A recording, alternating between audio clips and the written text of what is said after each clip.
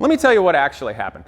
Jeremy Clarkson is a giant oaf. He didn't fit in the car at all. This thing originally wanted to light itself on fire. So I think it intimidated them because everybody looks at Formula One drivers as being some sort of demigod and magic and non-mortals. What you don't know is once they get the tooling done to make the carbon ceramic brakes, rotors and such, is actually cheap. Really cheap, and they're making a crap load of money off of you. Screw that, because Magneti Marelli, Federal Mogul, and most especially Cosworth don't give a crap about you unless you're feeding them millions of dollars. They do what I call woke marketing, and they're like, well, Casey, there's a sensitivity to having women in motorsports or African Americans in motorsports. So what we do is we invite a few kids from the inner cities or some girls and to meet our drivers and see the cars. And then what we do is we write up a press release and send it out to the media so we can pat ourselves on the back like we actually give a crap or doing anything for the world or environment, when in fact we're doing nothing. So I guess the failure of Lotus, their CEO from Ferrari, Cosworth, Pectel, Magneti Marelli, Federal Mogul, Jeremy Clarkson, everybody who did this wrong means that at Genius Garage I get to help teach. So that's kind of cool.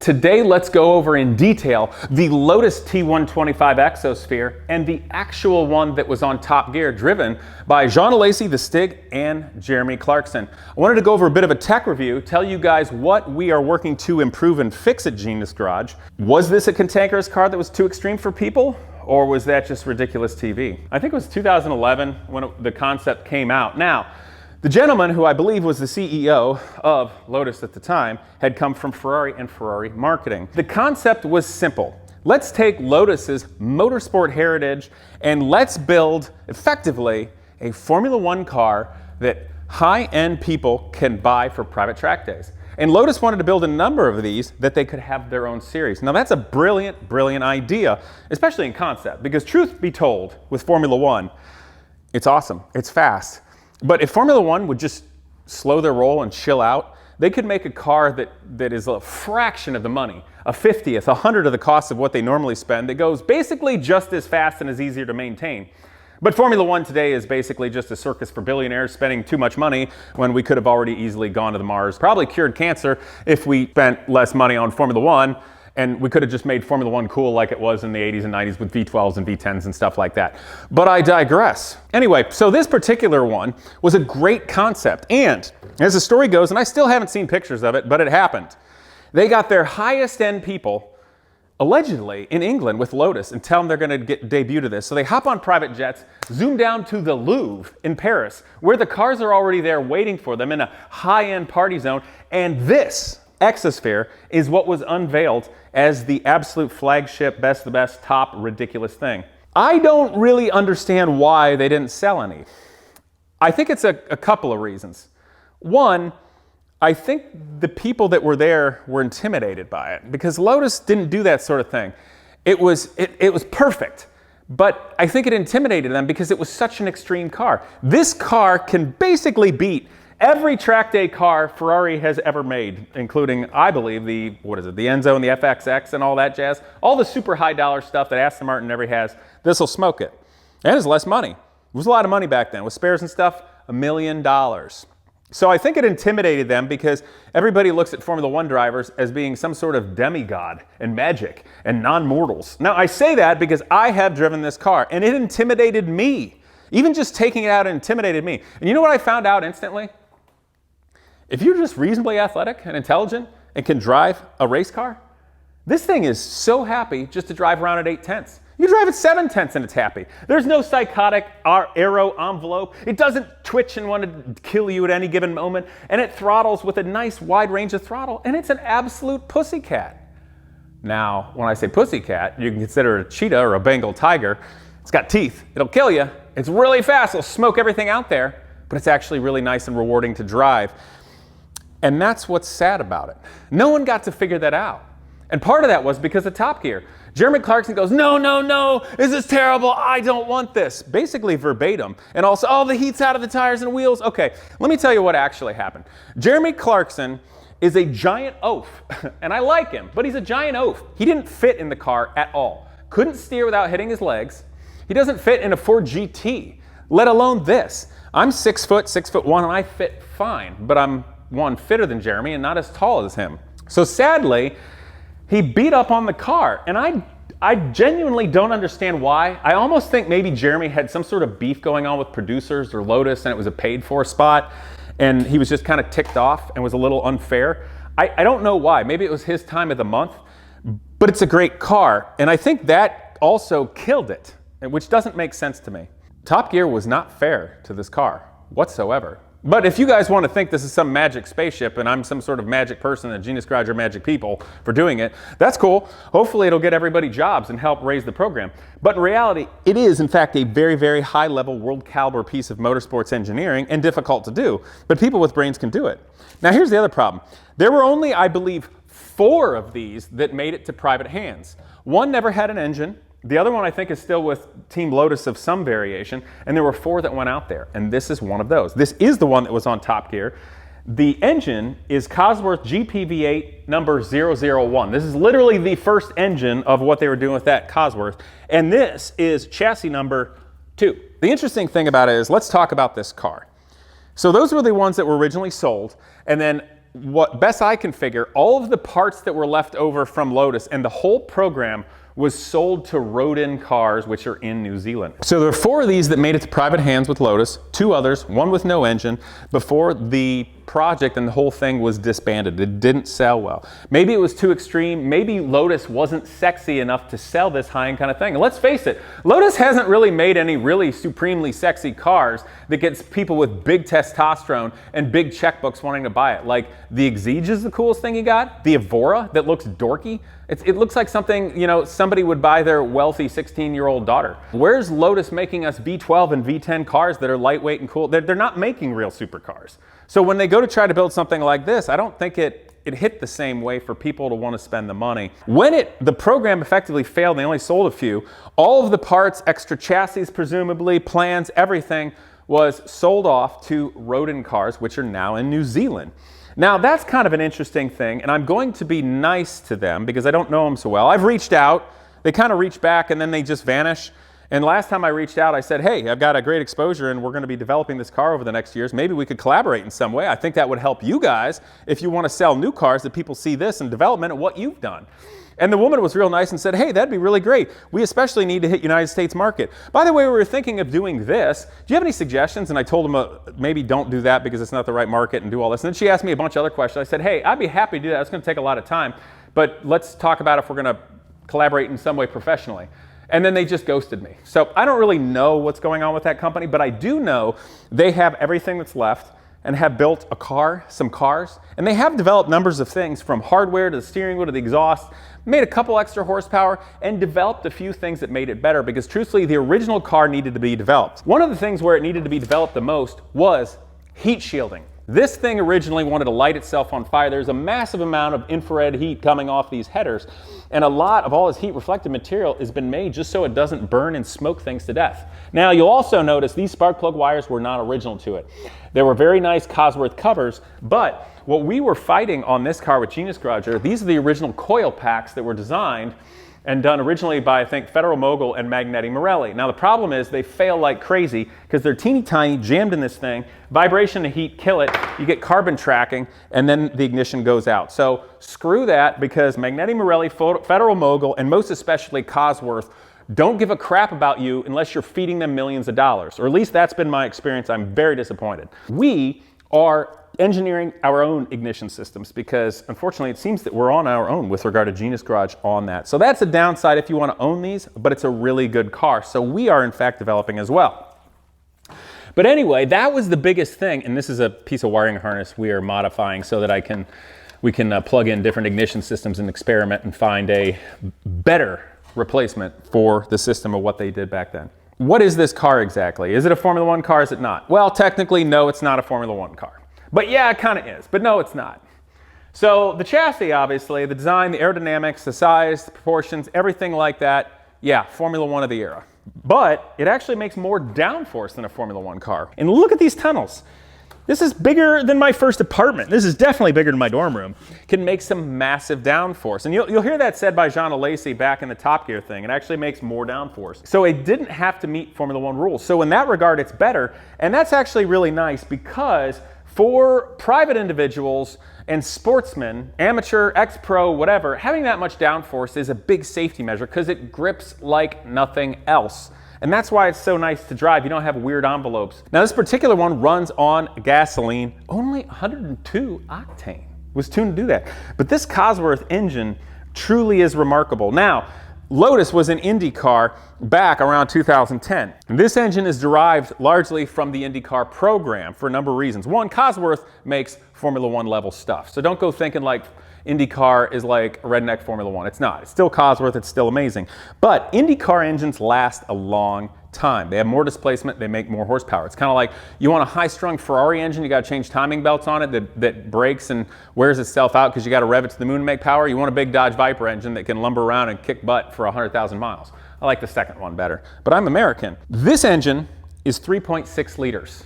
What they did is they took the 3.5 liter IndyCar engine from Cosworth and punched it out a little to make 3.6 liters. So it makes more displacement. It makes 640 horsepower on gasoline, 102 octane, which is rather low. In terms of the service intervals, obviously, far more reliable, goes a lot longer than anything from Formula One. So if you just give it reasonable care, obviously in terms of motorsport, it's gonna last a long time. Now, there's a downside to that. They didn't make many of these motors, and apparently it went to a giant crate to England and is sold 2 times and has basically vanished. So the IndyCar world is helpful, but you want to be nice to it because there's not very many of these. And it's really hard to find help on it. You're not going to find it on the internet. You're not going to find YouTube videos except for ours. And so that's kind of it. I believe that the service interval on this was figured out for one thing. This particular engine was actually also developed, the Cosworth XG, I believe, to go into sports car racing. The most arrogant wording in an article I've ever seen from Cosworth, they're saying, well, yeah, our engine is the most expensive option, so we're not really selling any. You know, we can do Formula One level stuff at Cosworth, so we have really high overhead, and that's why it's got to be expensive. It was the most out of touch, like just burning money on fire, arrogant interview I've ever heard with somebody from a company, this being Cosworth, talking about this engine. So I don't think they sold any of these engines for sports car racing, but they did build this engine to be a restricted twin turbo version in sports car racing. So it's kind of neat to have the naturally aspirated version one in this car because it's just so awesome. So it doesn't rev as high as Formula One. You keep it about 10,000 RPMs instead of revving it higher. You could rev it higher, but that's all it really needs to make the power, and why string it out? And especially on the downshift and the crackling and popping sounds awesome. I actually had some people at Road America come up to me and say they thought this car sounded so much cooler than the V10 Jordan and Benetton F1 cars from the 90s. Of course, those had the 4-liter Judd, or is it 3.5 liter? I don't know, bigger Judd from a later time, but they still sound awesome. So that really meant a lot. But with regard to this motor and the time frame, so Cosworth wanted to run 24-hour races. So they put it on a dyno for 24 hours, and then I think they wanted another like 25%. Let me do the math here. 25% would be 6 of 24 hours, 6 hours. So that'd be 30 hours. And in doing the math on about what miles you would make and what they said, it basically says they want you to rebuild this or service it or look it after at about 31 hours. Which says to me they came up with that number based on the fact that they dynoed it for 24 hours to be an endurance motor in a sports car and then added another 6. And that makes sense why they would say that. But how long will it last, driven in vintage racing and taken care of? Probably a lot longer than that, which is hopeful because Cosworth, Pectel, I can tell, don't give a crap about anybody, including me, because I'm not feeding them millions of dollars, which is really disappointing. And no, I don't mind saying it because we try to email them and do things and they just don't care. And I kind of want to punch them, and that kind of makes me mad. But that's neither here nor there. Fortunately, this is Genius Garage, and it's a great learning experience, but I would really like to run this car ad infinitum forever. Now, there's some other neat things about it that make it more realistic than the original Formula One cars. I don't want a Formula One car around here, and you shouldn't either, because they're done to ridiculous forms of money to be a prototype thing to run once. And if we didn't do Formula One like that and actually did it reasonable where it's more fun to watch, and heck, hire some grid girls, that's not very expensive. We could have gone to the colonized Mars and probably cured cancer, but no, we have to spend money on stupid things like carbon fiber flexures. But on this car, it's got conventional suspension. So you see the carbon fiber fairings, and that's really cool, but these are fairings. They go over for the aero. And underneath it are chromoly aero tubing. This is conventional suspension from racing. Obviously has the bell cranks, the shocks are inside, and everything is super high-end and awesome. But by having conventional suspension, you can actually fix it. You can actually make a new one, weld it up on the table and be done. And then the uprights are welded, presumably chromoly steel, like they do on IndyCar and Indy Lights and all that jazz. Now this particular car, the previous owner said screw the carbon brakes that came on it and had a run of steel floating brakes and pads made for it, which to be honest, do great.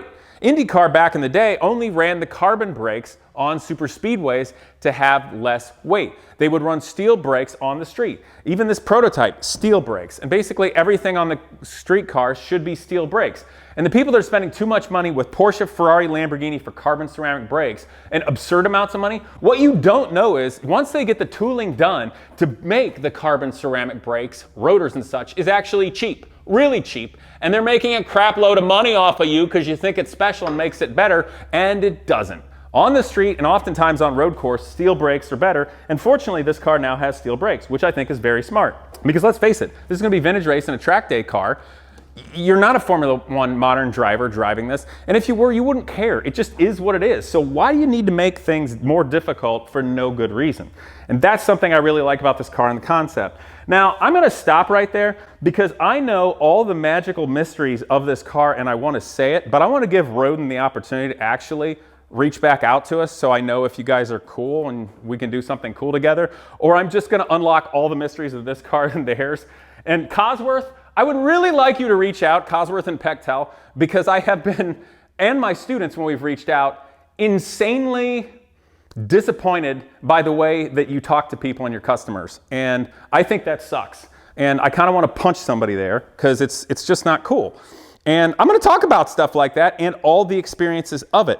So I hope you guys will forgive me. I'm a little bit short of time, but we're going to come back to this because I have a gentleman's wager with Jim Cantrell, who's the current CEO of Phantom Space and the guy that Elon Musk called to take him to Russia to try to buy the engines from the nuclear ICBM world destroyers to start SpaceX. And that is, can the Genius Garage students build a better ignition system than what was designed and provided by the companies Cosworth, Federal Mogul, and Magneti Marelli? Well, I think we can, and I already know it. We're already setting this better so it works better engineering and developing it, and we already have better solutions. So that's a really neat thing. Maybe Rodin will like us because we're helping develop their cars for free. And if Magneti Marelli, Federal Mogul, or Cosworth don't like me, I don't care. Maybe reach out and help the students and I do something neat. I'm a little salty, screw them. Anyway, this is a great car, and it's a shame it didn't do well. I don't know why Jeremy Clarkson had a corn cob up of his butt when he was talking about it, but he shouldn't have. But I have a feeling it was something behind the scenes that he didn't like, and I didn't like it because I thought it was unfair. But a positive thing is, because Jeremy Clarkson dogged on it and the whole program was unsuccessful, meaning a lot of rich guys didn't want to buy these, and they were less. And since Cosworth, and nobody wants to help anybody maintain it or fix it up, it became a consumable thing that people didn't want afterward. And I am so happy that this was donated to Genius Garage to teach with. So I guess the failure of Lotus, their CEO from Ferrari, Cosworth, Pectel, Magneti Marelli, Federal Mogul, Jeremy Clarkson, everybody who did this wrong means that at Genius Garage I get to help teach. So that's kind of cool, but it's really a shame because this was a brilliant concept. It was well executed by all those companies. They did a good job back then, and they would have developed it. It's just that they're annoying right now.